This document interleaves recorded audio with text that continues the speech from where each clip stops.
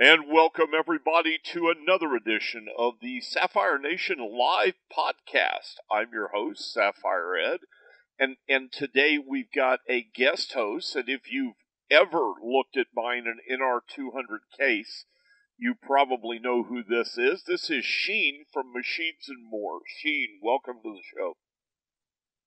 Thanks for having me. Hi, everyone. The reason I've had Sheen join us is there is some really cool stuff that has happened with you. I mean, you had a pretty big following, but you were doing woodworking. And then you suddenly did an NR200 case, and bang, boom, it was done. There's a story behind that. Yeah, please.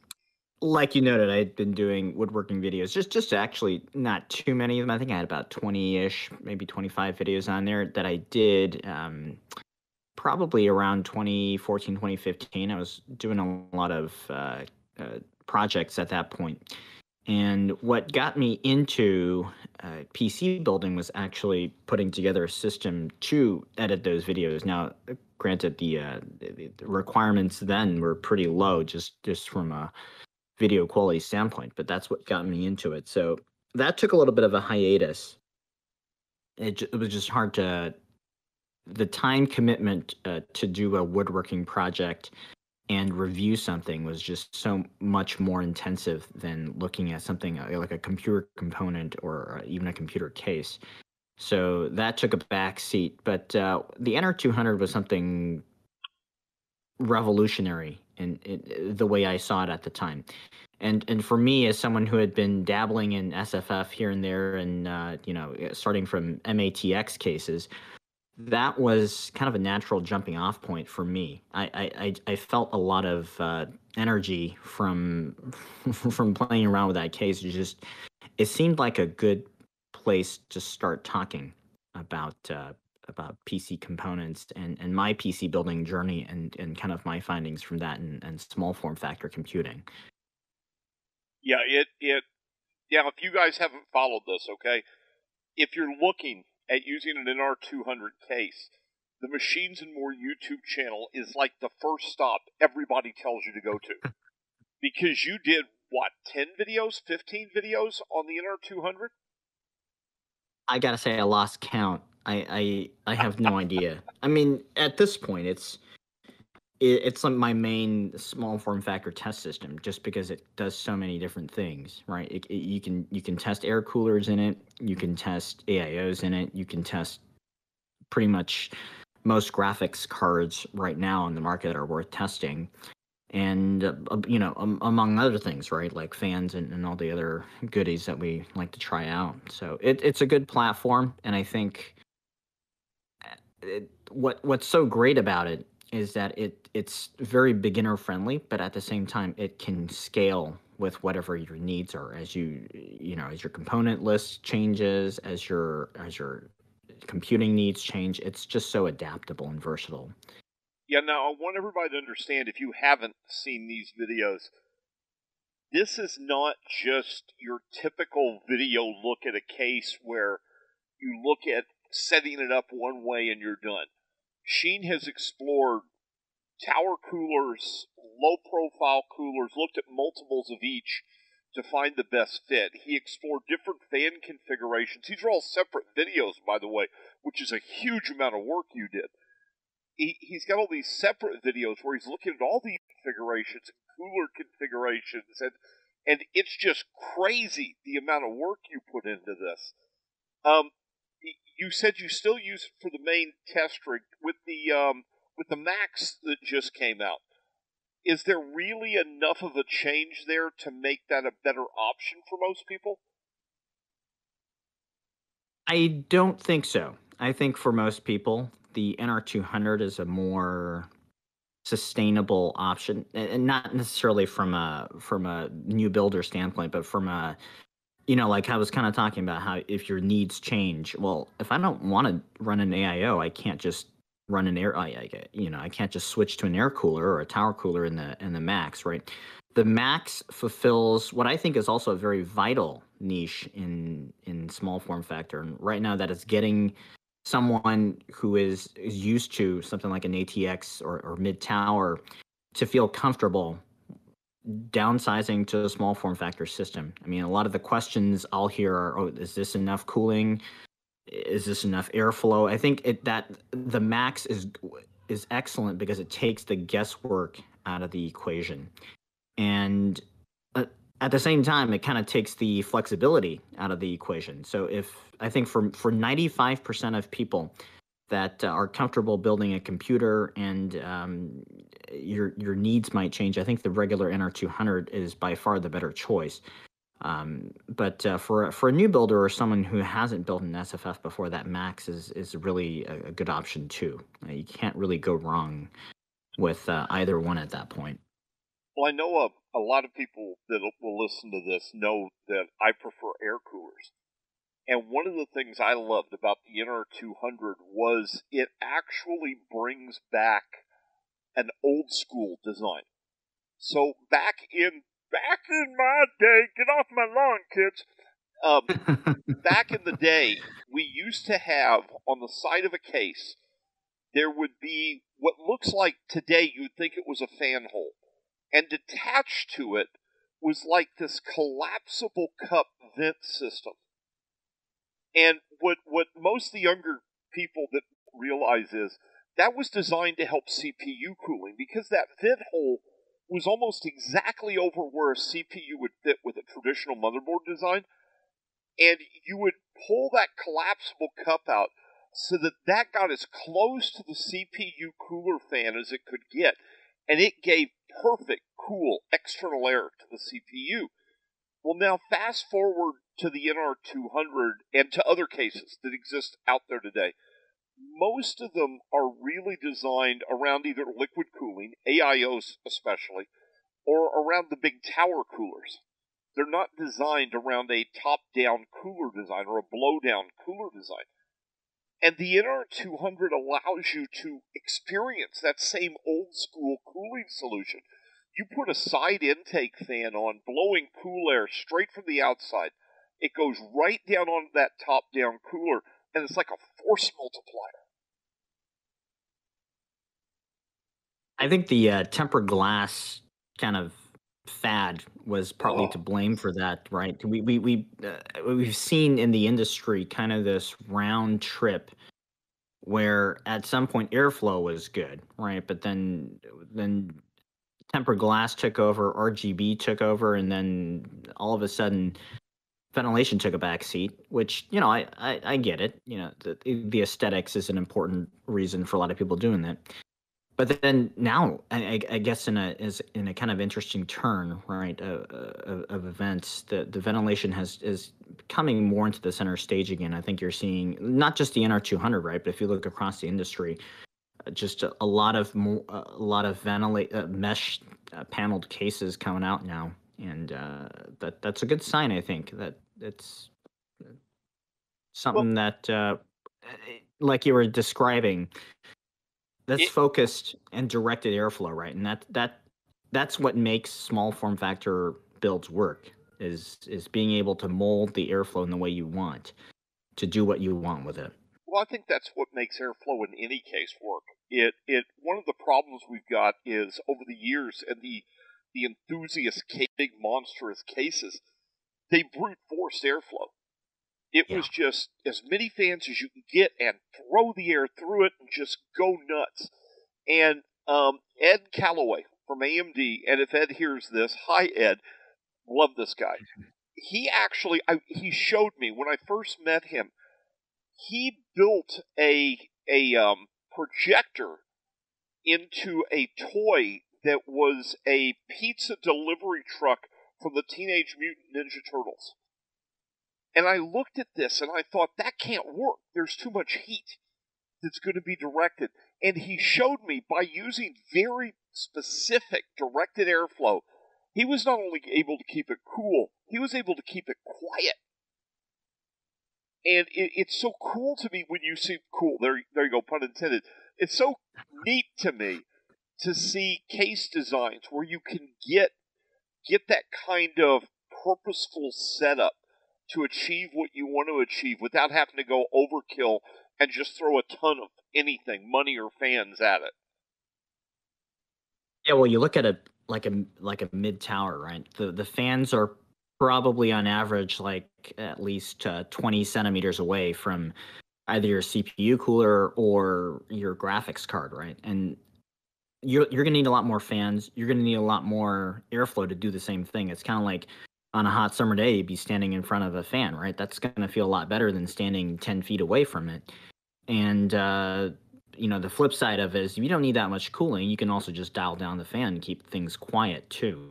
So it's a small form factor allows you to do that, right? Because Right. just using the NR200 as an example, being able to put a fan on that side, on the side panel, you can feed essentially the freshest and coolest air to your top down cooler, right? That's why something like that C14S works. That's why something like a low profile cooler works pretty well when you set it up that way.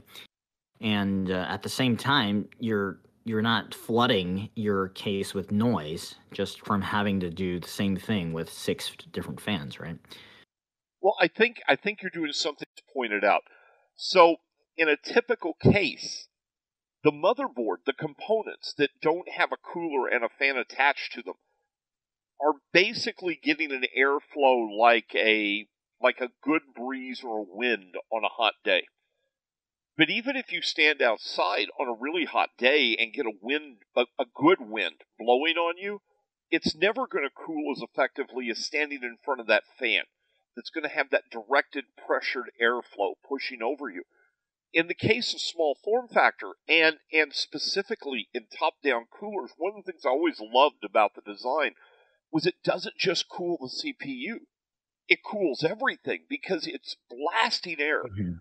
down onto that motherboard. It's blasting it onto the VRMs, onto the RAM, onto the M.2 slot at the top, onto the CPU, all the components around the CPU. And when you add that side intake turbo boost fan, now you're getting really cool air into it. You're getting a level of cooling on those components that most designs, especially when you move to liquid that has no real fans around those components, you've taken that cooling level to another whole realm. Yeah, and I think that's one of the things you'll see in say a liquid cooled mid tower, right? You'll be running an AIO or something like that, and there's just not enough airflow across the board, and that's when you actually have to worry about, how are my case fans set up, and that kind of top down cooler just it's so effective in the sense that, like you were saying, it does more than one thing, but it also at the same time boosts airflow. I mean, you can feel if you like Ed, you've done a kind of C14S build, right?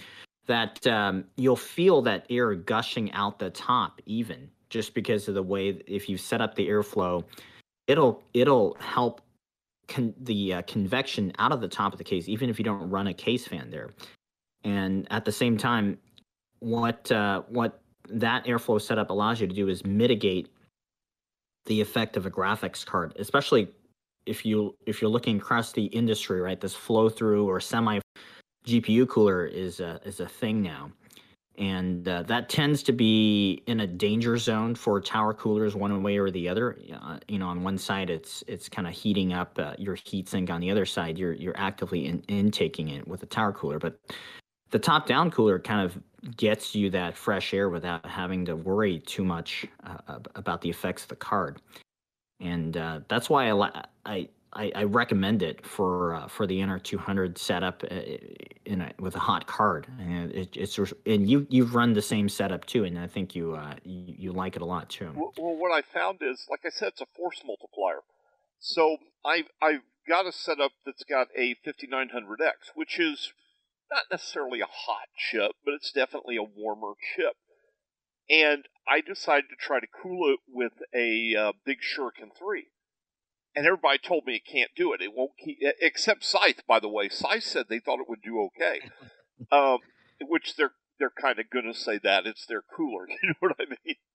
Right. But what I found is that with that setup, I had it with their fan on the cooler and another one of their fans on the side panel.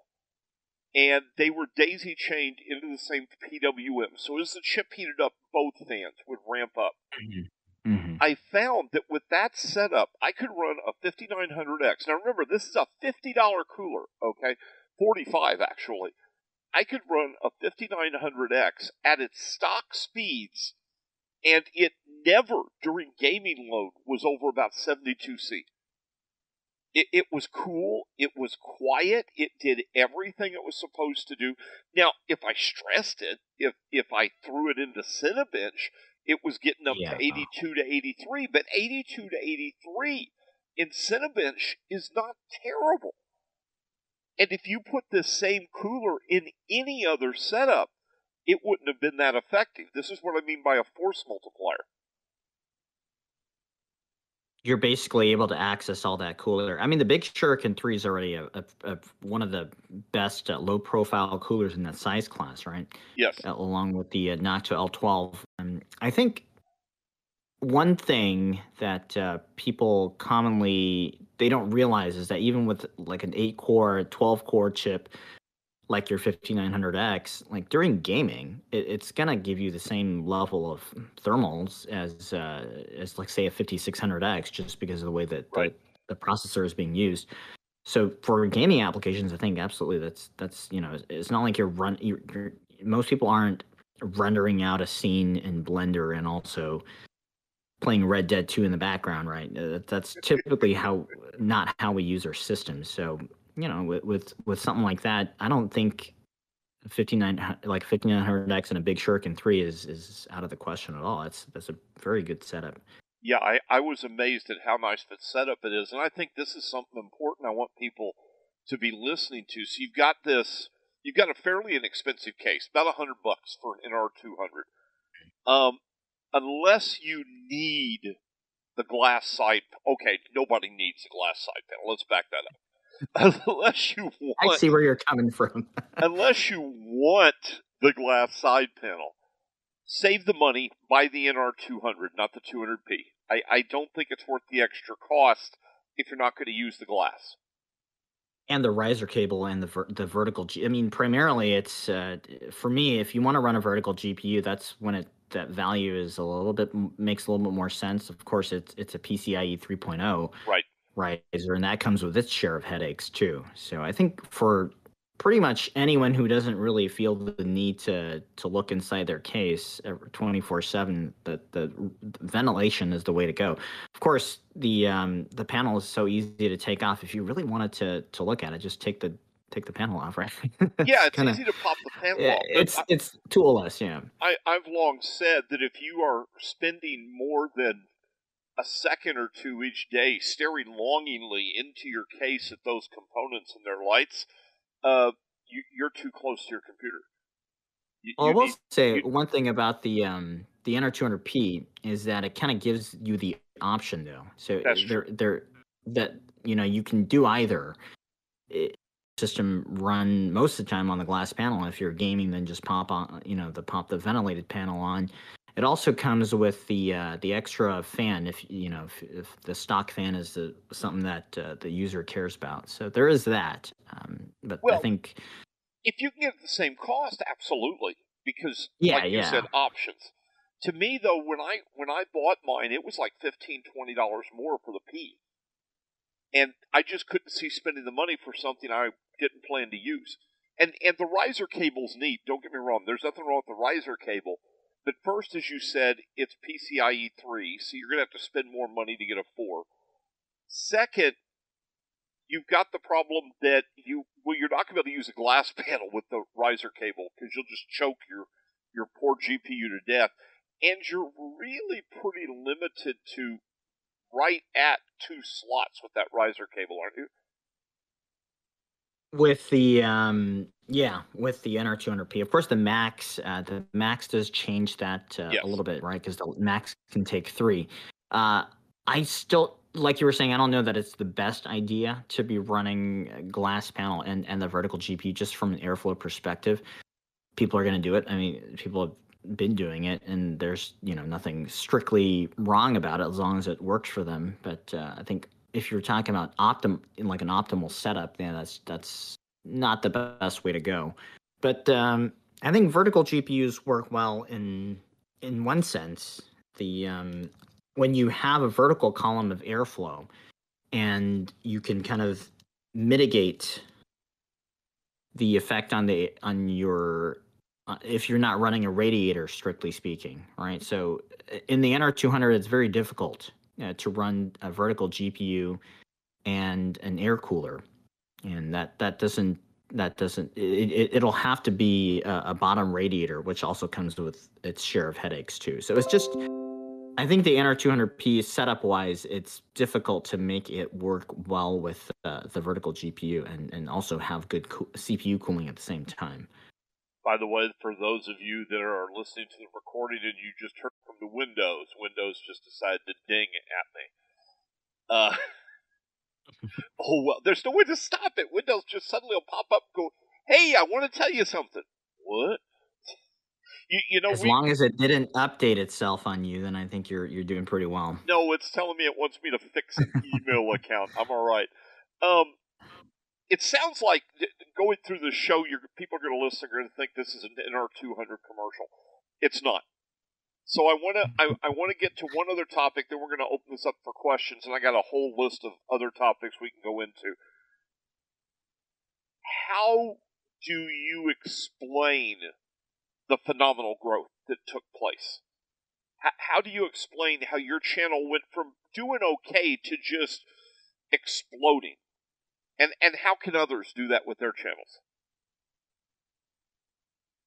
I think it's with a lot of I'd say it hasn't been an easy journey. I think you'll get out as much as you put into it.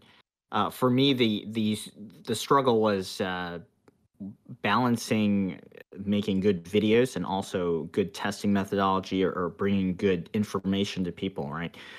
When I first started kind of getting more serious about making the videos, it was actually the sound wasn't all there. The video quality was just it was average, I think, and I didn't put as much effort into kind of hitting pause and reevaluating those elements. But later on, I think I started having more bandwidth as I was more comfortable planning out content, knowing what to look for in reviewing a product. And then that kind of gave me the ability to improve the video quality, the audio quality, and that kind of thing as well. And I have been doing some studio updates here just at least to make the setup a little bit more flexible.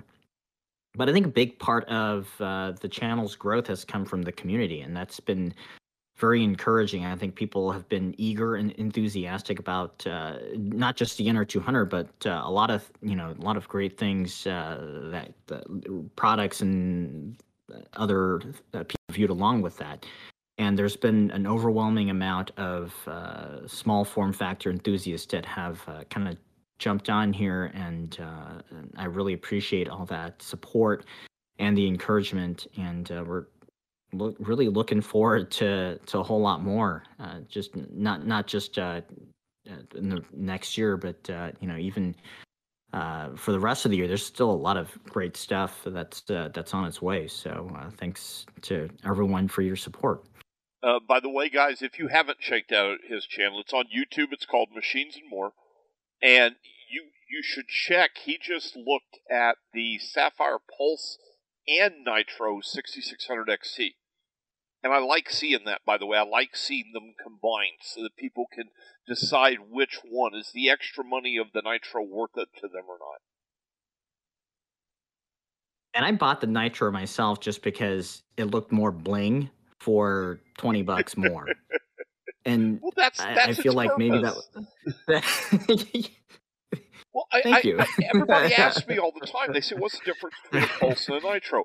Well, a Pulse is a conservative card. It's meant to be, here's your card, great card, cool, quiet, does its job well, and we try to keep the costs lower. And the Nitro Plus is take that, to use an old American saying, we added Bacos. We made it better. And you take that existing Pulse, what was great about the Pulse and you just make it better, and you add bling, and you add cool extra features. And if those things are for you, buy the Nitro. If they're not, buy the Pulse. And I like the Pulse card. I think the I think the it's Pulse sexy. card is always it gives a lot of value. Not just because it's a couple bucks cheaper. I think it's just overall there's not that much difference in the quality of the card and what it can do compared to the Nitro card. So, all right, let's see what we got here for some questions. Bolivian asks, or actually commented, that he uses his NR200 as with two 3.5-inch drives. I would say he probably doesn't have a GPU in it. He's probably using an integrated GPU. If you have a short enough GPU, you could fit the card the hard disk on the bottom. He says he's using an R9 Nano. Yeah. So, in fact, if you really wanted to, you could put 3.5-inch drives in there. You could put one on the power supply, one on the side panel, and then one on the bottom. If you really, really wanted to make like a NAS server or something like that. So that's what's amazing about the case, because it just has so many different. It wears so many different hats too. And then let's see, Comedesk asks, are Noctua coolers generally overrated? I'll let you tackle this before I give my opinion. That's a good question. I think people commonly associate Noctua not just with tan and brown, but with expensive coolers, expensive fans, right? To me, Noctua's great. I mean, I love the company. I love their enthusiast focused.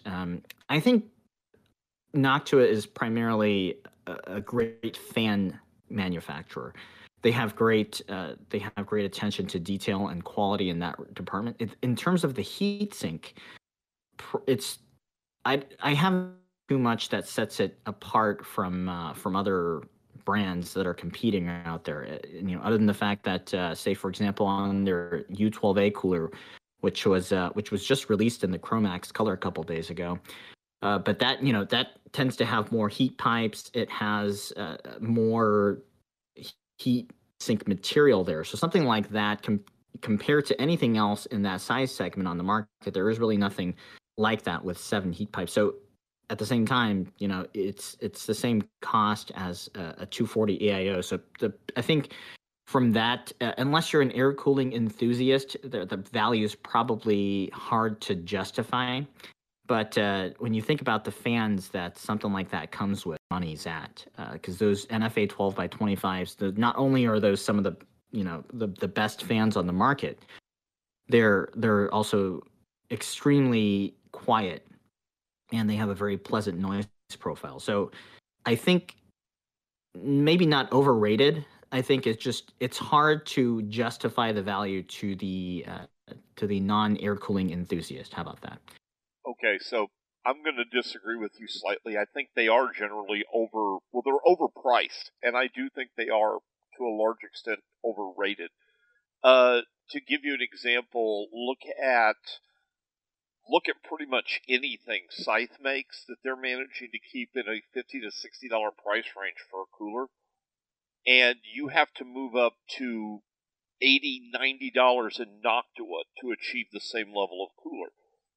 Noctua, to me, is kind of like having a Rolex watch. It's the prestige of having it.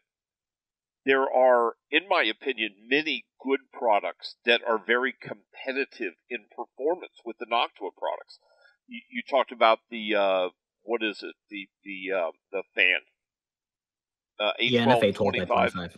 A1225. But you've got the fact that Arctic made a fan that achieves similar results for 90% of people, and they sell it for like $12. So right. you kind of hit this point to where you got to look at it and say, yeah, getting Noctua is cool, but I've got other places I can spend this money and not really hurt my experience. Well, I think at what you're describing at the kind of sweet spot for value, that's definitely, like I said, it's kind of hard to justify, right? For most consumers, for an air cooling enthusiast, right? You're already past that point of diminishing returns, right? The at the high end, it's always going to be, your return for each, your marginal return is going to be a lot less for every extra dollar spent. But it's just, not only is it a way that people like to set their builds apart, right? That nothing conveys, like I'm a serious airflow enthusiast, like a tan and brown fan, which is probably why they were so adamant about keeping that color scheme through so many of their products, right? And that's the, like you said, the prestige. Maybe not like well, hopefully it's not as much as a Rolex watch, but it's definitely got that level of it signifies that you're a serious enthusiast through that.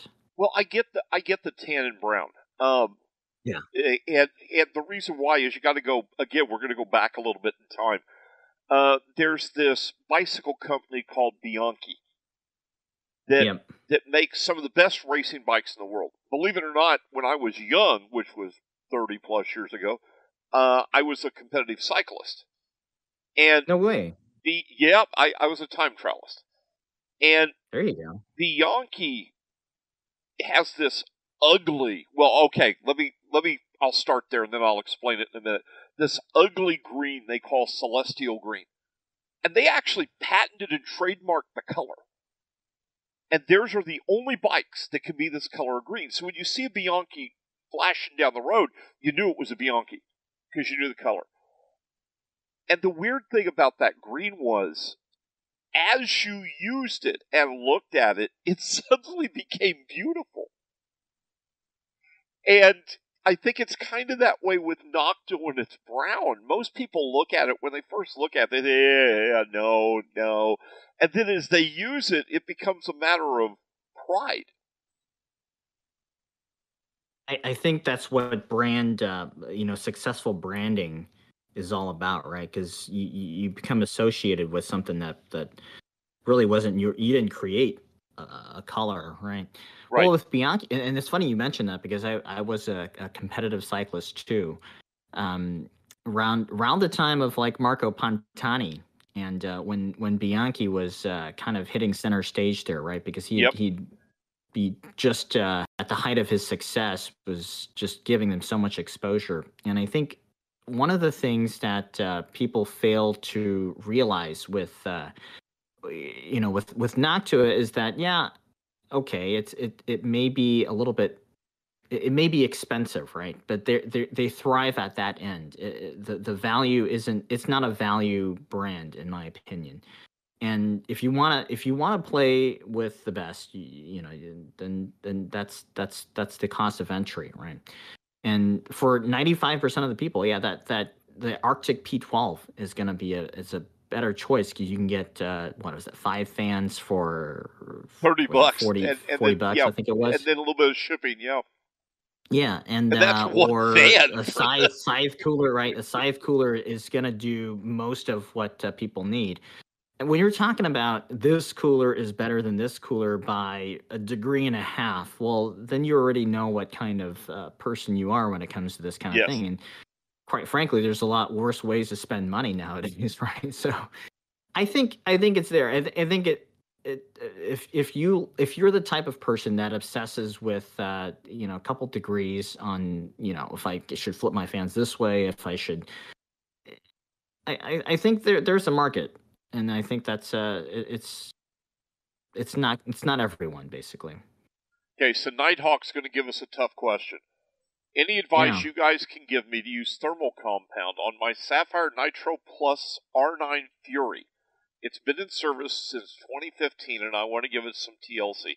Well, first, since the warranty's done, I got no problem giving you advice on this because you're not going to be able to warranty it, obviously. The the problem with thermal compounds when it comes to GPUs is, you know how when you take apart a GPU, the thermal compound seems really thick compared to what we're used to, Sheen? You know what I'm talking about? Right. There's a reason for that. CPUs traditionally don't ramp up to full temp and sit there for hours at a time.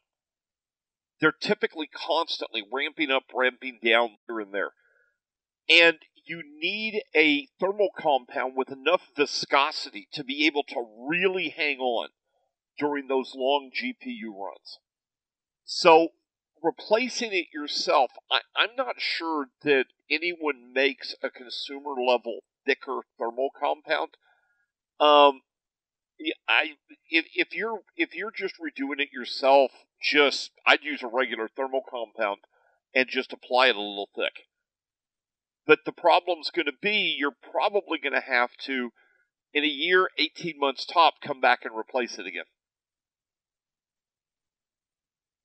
I think one of the things with stock thermal paste is that they're surprisingly good and durable. I think there's kind of some prevailing advice out there that says, oh, okay, so your card's 5 years old now, then you definitely need to repaste it. Well, my question would be, yeah, is it really running poorly compared to before? If it's not, maybe the better thing is to leave it alone.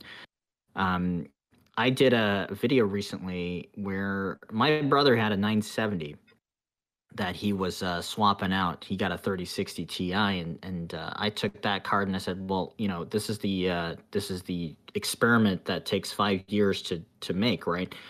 Because this is a card that hasn't been touched or repasted for that long, and it turns out that there really wasn't a material difference between having old paste versus a fresh paste. Now, I think at some point, obviously, it's going to degrade to the point where it doesn't work. But surprisingly, the stock paste, there's enough of it there, and it's resilient stuff.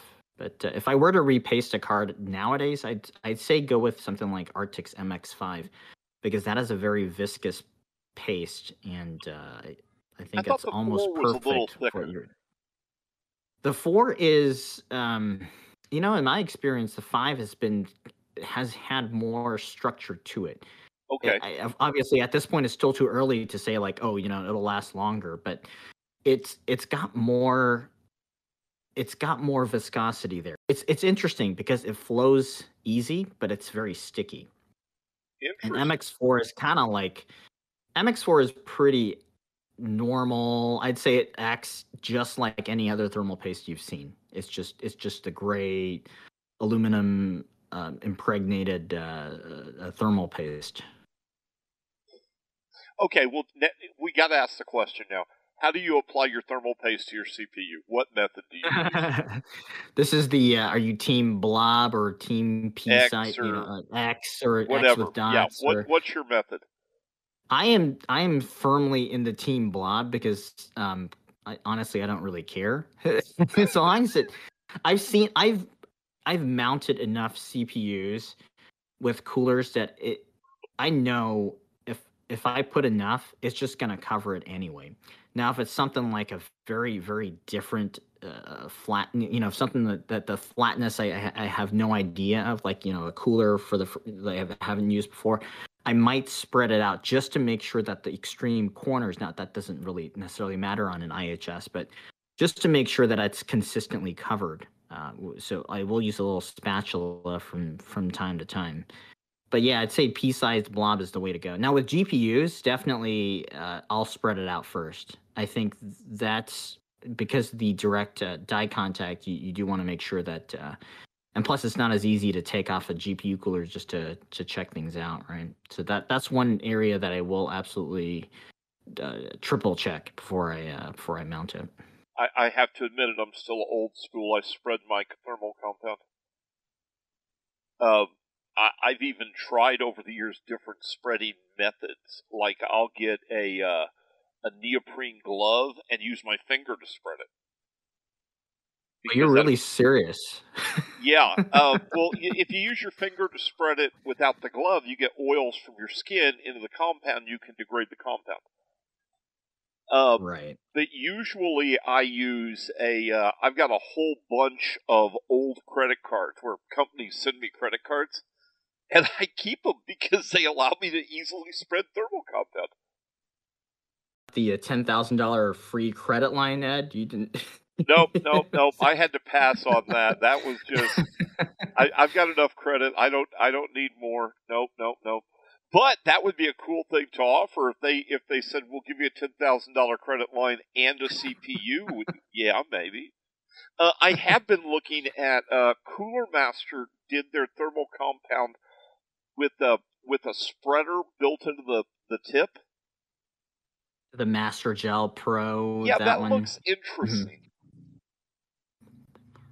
I haven't got it to try it yet, but I think that would be interesting. There you go. There's something for your channel. Thermal on the topic of thermal paste or thermal compound. I think that's one of the that seems to draw out a lot of differences in the PC building community. I mean, I think at the end of the day, we're all after the same thing, but man, there's a lot of people are passionate about thermal paste, right? There's too much paste, too little paste. Like we're kind of alluding to earlier, like your Team X with dots, smiley face. I don't know. I think the interesting thing is when you actually make a bar fight take place. Yeah, it's even more serious than like Intel versus AMD, I think. But at the end of the day, the difference from good to bad thermal paste isn't actually as huge as one might expect. In single-digit percentage points. Right. It's well within, I'd say, run-to-run variance sometimes, and it's good. We need things to keep our minds busy. So yeah, that's one of them, right? Well, I guess it beats the other things we've got going on in the world we got to worry about. Right. But there's definitely overrated. Like we were talking about is Noctua overrated? I think there is definitely overrated thermal paste out there. I think when you're paying like $10 for what is it, half a gram or a gram of something like thermal grizzly, that is a little difficult for me to justify. I think I've tested out something like that, realized how close even a run-of-the-mill MX4, how close that gets to it. Yeah, I've found that MX4 is fine. It's a reasonable price. It's a good quality product. I just buy a big tube of it and I'm set. You got a lifetime supply for most people there for was it $12 or whatever, right? Well, okay, 6 months for me, but okay. Yeah, you do a lot. Most people. Yeah, okay. I do a lot of things most people don't do. Nighthawk made the comment. The neoprene glove and the. Yeah, exactly. Well, I try a little bit of everything. I like to try new things. I like to experiment. Nighthawk had commented, we need to see Cyrix CPUs back. Boy, there's a blast from the past. I was actually, I don't know if you followed it when the 3DFX Twitter began. Man, I remember people were speculating, oh my God, 3DFX is coming back. And I was telling my buddy, I said, it's not coming back. This is crap. We know it's crap. But God, I wish it was coming back. I love the guys at 3DFX. They did amazing stuff. Let's see. What Wolf says, pace for extreme overclocking is a huge deal. But you know what, though? Everything for extreme overclocking is a huge deal. But at some point, does it matter? I mean, I ask this when I see people that do these liquid nitrogen pots, right? They do these pots. They're getting these crazy numbers and these crazy performance numbers. And my question is, that's great. I'll move it to a modern vernacular for everyone. But can you play Far Cry 6 for more than 30 minutes on it? Okay, you get to a point sometimes with the crazy stuff. The crazy stuff is cool, but the crazy stuff is exactly that. It's like telling people we should worry about what a dragster mechanic uses to make the motors run faster. For our sedan, we go back and forth to work in. I was just about to say the same thing, right? It's like kind of like, okay, it works for NASCAR, so does it help me dropping on my kid at? Yeah, it's sexy. It's what people want. Would like to think that they're matters, right? But at the end of the day, yeah, I mean, there's a market for that, but I think that's even a smaller subset of the population right there, right? just regular overclocking, okay, just adjusting the voltages or something like that. The simple overclocking, a lot of people will do, but like extreme, I don't know about that. Nighthawk made relevance, the mention. Nighthawk makes the mention he never overclocks. Someone else who's been a guest on this show, and I don't know if he's listening or not, Shannon Robb, Shannon used to do heavy overclocking stuff. He probably still does. And we had a discussion, this was years ago, about overclocking and gaming. And his comment to me took me by surprise because this is an overclocking enthusiast I'm talking to. He said, for a gamer, overclocking's meaningless. It doesn't matter. The performance gain, sure, in benchmarks you gain better performance, but you don't actually change the gaming experience. Overclocking, where it becomes a big deal, is in the professional realm. So when you're dealing with a render that's going to take 24 or 48 hours, and you gain a 10% performance boost, that 10% in gaming may not equate to much of a change, but in that environment where time is money, it's massive. And that's already assuming you've maxed out every single option on the hardware you have, right? I think, a 10% boost is nice. Yeah, absolutely. For casual stuff or gaming, you're not going to see it, unfortunately. I think the other thing we look at CPU overclocking, right? But I think for gaming, most people are not bottleneck, but they're limited by their GPU, right? And that's where the that's where the hang up is. Well, and when you overclock, you introduce a whole other level of issues. Stability issues. I'm surprised how many people don't know this. This amazed me. When you're checking stability of a system, you've got a system that's been working fine for 6 months, it's got an instability. The first thing you have to do is turn off all the overclocks. Because if you don't know that they're not the instability. And it's overclocking, to me, has become overrated. Back when Celeron 300 was when I really started first overclocking, was the Celery 300. We gained 50% performance.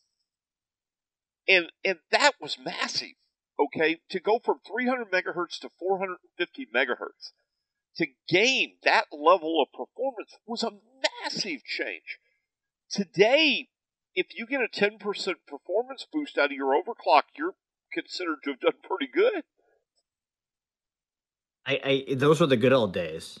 Yep. Like even Ryzen like Zen Plus, like the 2600 or the 2700X, that you could still get pretty meaningful performance boost out of overclock. I think nowadays the hardware manufacturers have just pushed everything almost to the limit just because of the competition as well. There's very little left in it, and well past the point of diminishing returns from a heat and cooling and value standpoint, that it's not even worth it. Undervolting, though, I see some talk about undervolting. I think undervolting is one of those things that is underrated in some sense. I think whether it's getting kind of the max boost clock out of your CPU while keeping a very reasonable or low voltage, that will really help your system out a lot more. Just from a thermal management standpoint, you can get by running smaller coolers, smaller cases, use lower fan speeds. I think that in itself, just because you could get a 5% boost if you're overclocking, but just the amount of headache or I guess a noise savings and from that perspective is so much more than what you could gain on the other end. And I think the performance of most stuff is well sufficient for what people are doing with them. If you're trying to get, say, 5900X level performance out of your 5600X, and you have the wrong CPU, right? That's exactly. There's kind of no way around that, right? Well, because the performance difference isn't relative to the clock speeds. The performance difference is relative to the core count. And there's only so far you can take clock speed to match core count. A slower chip with more cores will always multi-thread faster than a faster chip with less cores. That's just simple. And Yeah, if that if brings you're us gaming, then yeah, though to an interesting topic I was going to touch on, and we've only got about 10 minutes, so let's grab one of these. Windows 11. Have you played with it yet?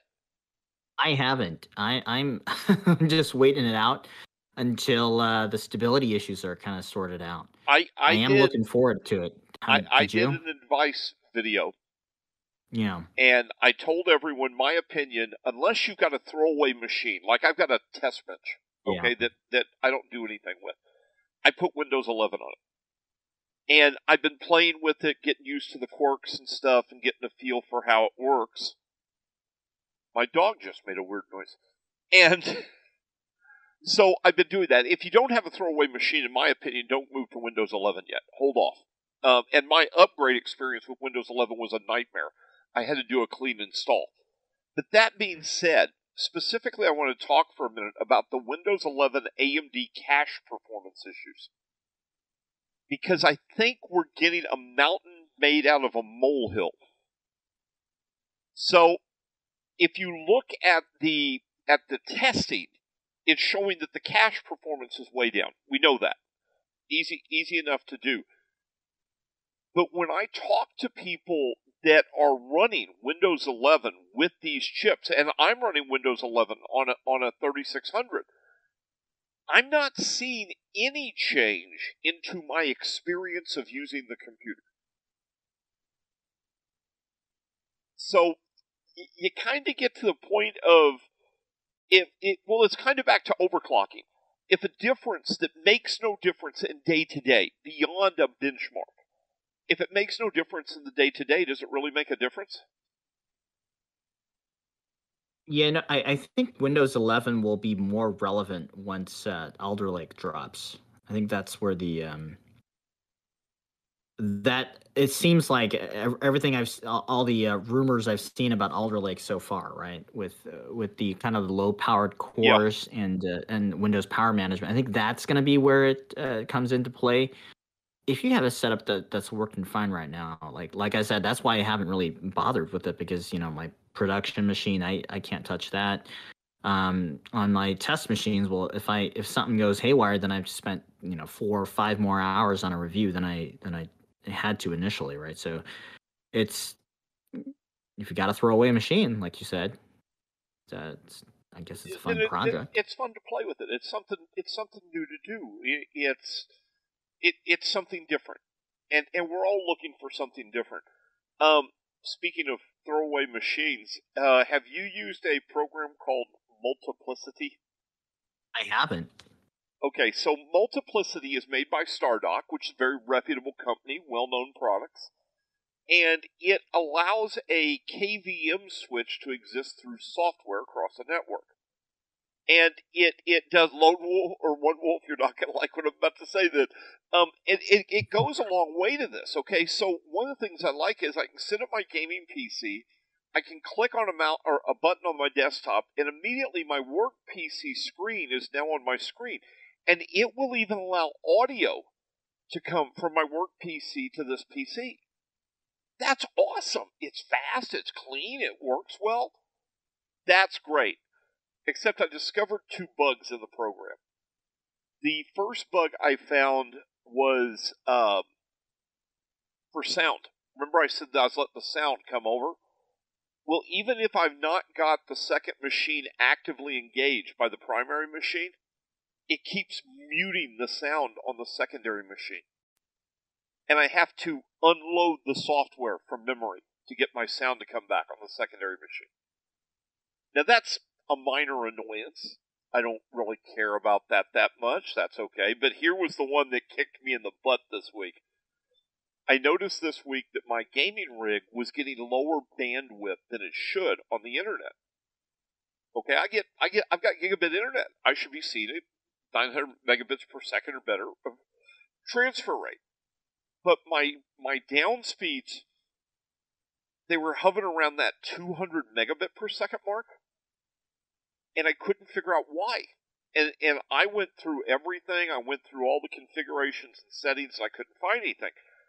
Then on a whim, I tried turning on my VPN, and suddenly my speed was normal. Well, that doesn't make sense, because a VPN should slow you down, not speed you up. So at this point, then, I'm calling my ISP, and I'm raising holy hell, because I'm thinking they're doing something, because the VPN's bypassing them. They're doing something to slow it down. And they're like, sir, we're not doing anything. We swear to God, we're not doing anything. There's no problems on your network. It's all fine. And then on a whim, I turned off multiplicity. And suddenly my speed was back. For some reason, just sitting idle, not even engaging the second PC, multiplicity was stealing 600 megabits per second from my total bandwidth. You sure it wasn't doing anything else?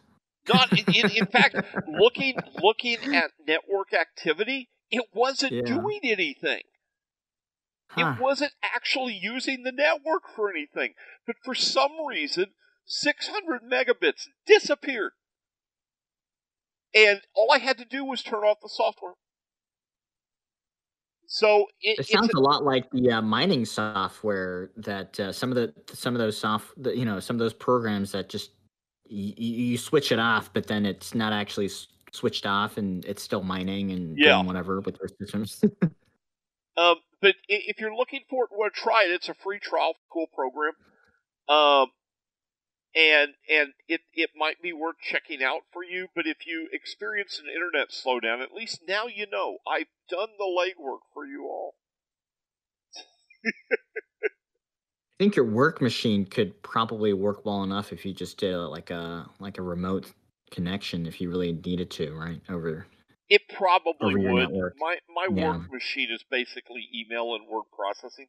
In exactly. fact, one of the things I'm looking at doing is I'm probably going to pick up a Raspberry Pi starter kit, and I'm actually considering moving my work machine to a Raspberry Pi. I just need Word and PowerPoint, a little light photo editing, and be able to access my email. That's it. That's most of what. That's like 95% of the job. Right. It's like, I'm a professional. I just need email and Word or. Yeah, it's amazing. Let's see, what else have I got here? Well, we're actually coming up to the end of this. Sheen, it's been cool. Are you guys pro at cooking? It depends on what you're cooking, I guess. I make a mean steak. I make a really good chili. What are you looking to cook? Yeah. It depends, right? Because I probably couldn't bake to save my life, but I like smoked meat a lot, and kind of low and slow barbecue. Yeah. So I do a lot of ribs and brisket, and actually one of the hardest things to cook in the world, but probably one of the most rewarding things when you do it right is smoking a brisket for. It is. A brisket is such a pain in the butt.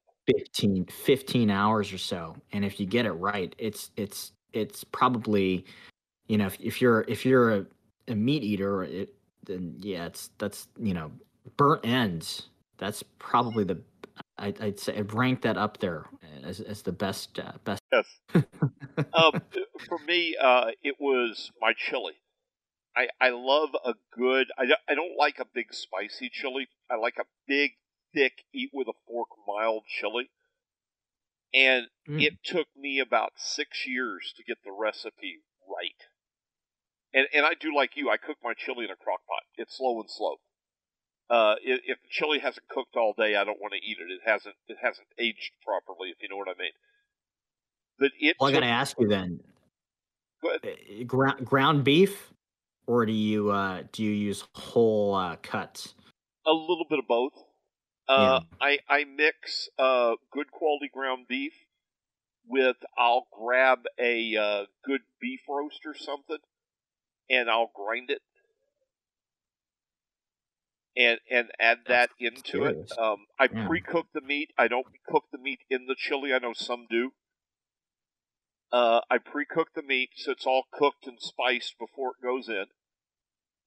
and then I use a couple of different types of beans. I'm not going to give all my recipe out here. As silly as it sounds, the hardest thing to find was a good chili mix for the powder. It's hard to find the proper seasoning packets. Those can be difficult to find just the right one. You got to mix your own then. I could, but you know what? I'm a little lazy. When I want my chili to start, right now I can go from starting the chili to having it where all I've got to do is walk away and let the crock pot cook in about 20 minutes. And most of that's preparing the meat. Yeah, that's where that Instant Pot type of thing has been pretty instrumental, right? Just Yep. what you just described. Just push a button and, just game for half an hour and then it's done, right? There you go. So now you not only got computer information, you got cooking tips on Sapphire Nation Live. We do it all. All right, if there are no other questions or comments, I think we're going to log off of here because I'm going to go eat lunch now. I'm hungry. That's what happens on the Sapphire Nation podcast, right? Yep, believe it says 6 hour chili. You can game for 6 hours and then eat the chili. Exactly. You gotta hook it up to your custom loop so that you can keep it warm too. A custom loop crock pot. I love it. Right. That's awesome.